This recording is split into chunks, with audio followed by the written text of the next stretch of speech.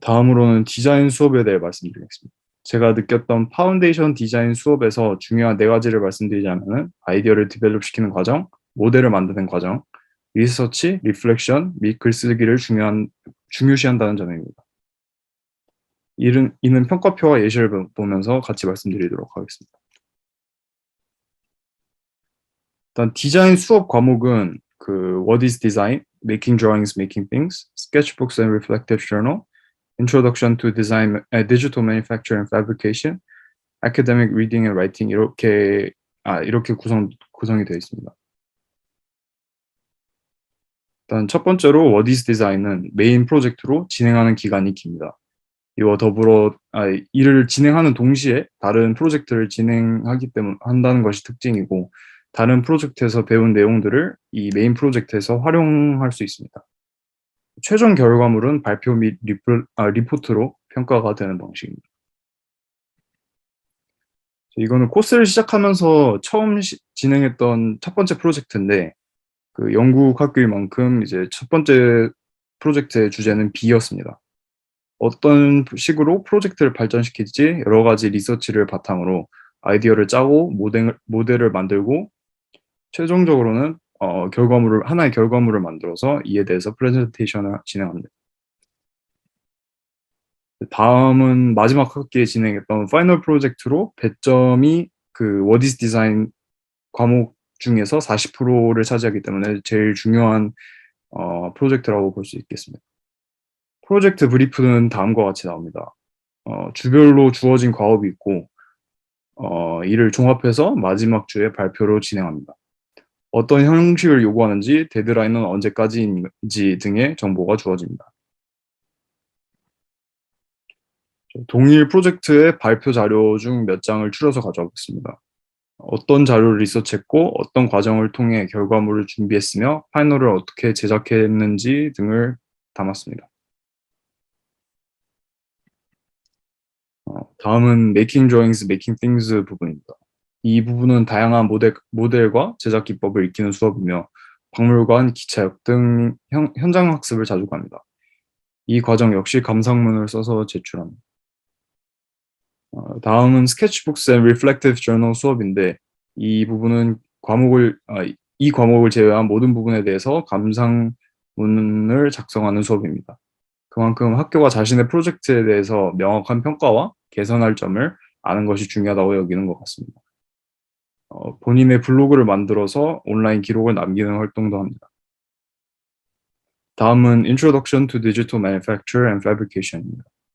이 수업은 CAD/CAM, 즉 컴퓨터를 활용한 디자인과 제작을 배웁니다.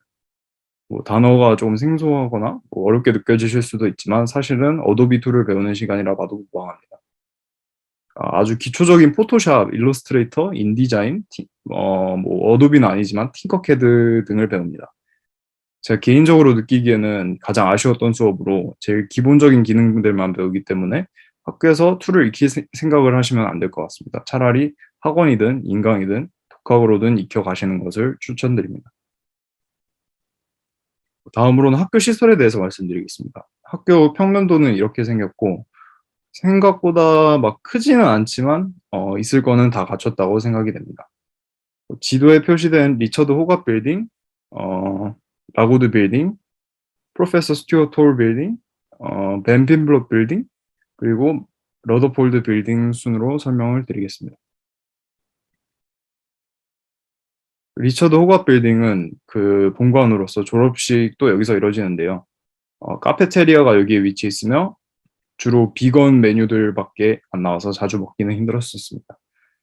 학교 영화관도 여기 있으나 코로나 때문에 현재는 영화 상영은 안 하는 것으로 알고 있습니다. 다음은 라고드 빌딩으로 제가 공부한 디자인 학과가 여기에 위치해 있습니다. 제가 다녔던 당시에는 민간 헬스장이 같은 건물에 위치해 있어서 자주 이용했었는데 현재 코로나 때문에 헬스장이 망하고 건물 전부 디자인과가 이용하고 있습니다.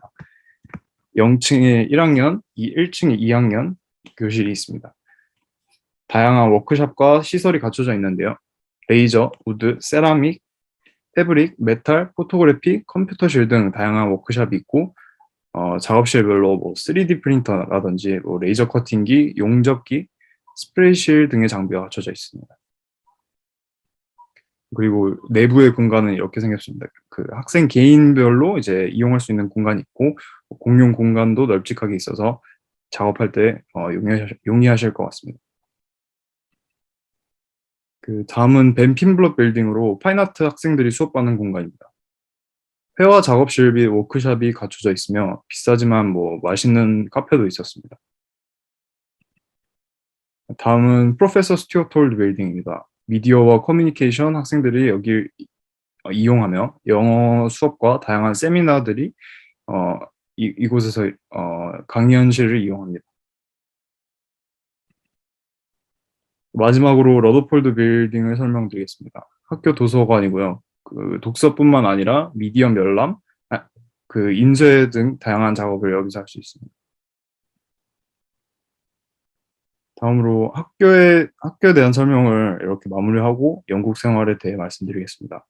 영국을 생각하시면은 1년 내에 뭐 비만 오는 날씨를 생각하실 수도 있는데 개인적인 의견으로는 날씨가 나름 쾌적했습니다. 1년 중 절반가량은 비가 내렸으나 그 소나기 같은 비가 아닌 가랑비인 경우가 많아 크게 신경 쓰이진 않았습니다. 또한 한국처럼 여름과 겨울이 뚜렷하지 않다 보니 1년 내내 선선한 날씨여서 좋았습니다만 올해 여름에 40도가 넘어가는 등 기후변화가 심각해서 장담드리기는 어려울 수도 있을 것 같습니다. 다음으로 생활비에 대해서 말씀드리겠습니다. 기본적으로 물가가 한국의 1.5배 정도 한다고 아시면 되겠고요. 그리고 다만 소주가 15,000원 정도 하는 등 수입해오는 물품들이 비싸서 되도록이면 영국 시장 내에서 있는 물품을 위주로 생활하시는 게 좋을 것 같습니다. 또한 담배 한 갑에 이제 18,000원씩이나 해서 그 세금도 어마무시하기 때문에 이참에 금연을 고려해 보시는 것도 좋을 것 같습니다. 다음으로는 영국은 음식이 맛없다고 좀 많이 알고 계시는데 이제 뭐 절반 정도는 맞는 말 같습니다. 전통적인 영국 음식은 맛없고 뭐 흔히 접할 수 있는 음식도 맛이 없는 게 맞습니다. 다만 찾아보면은 맛있는 음식점들이 많은데 이들 같은 경우에는 가격이 몇만 원대가 넘어가기 때문에 살짝 부담스러우실 수도 있습니다. 하지만 식재료를 슈퍼에서 구입할 경우 한국보다 오히려 저렴하기 때문에 요리를 직접 해 드시는 것을 추천드립니다. 뭐 영국에서는 놀거리가 그리 많지 않으나 이제 미술관, 박물관 등이 잘 갖춰져 있고 뭐 공원도 많기 때문에 관광을 하시거나 산책을 하시기에는 유리한 조건 같습니다.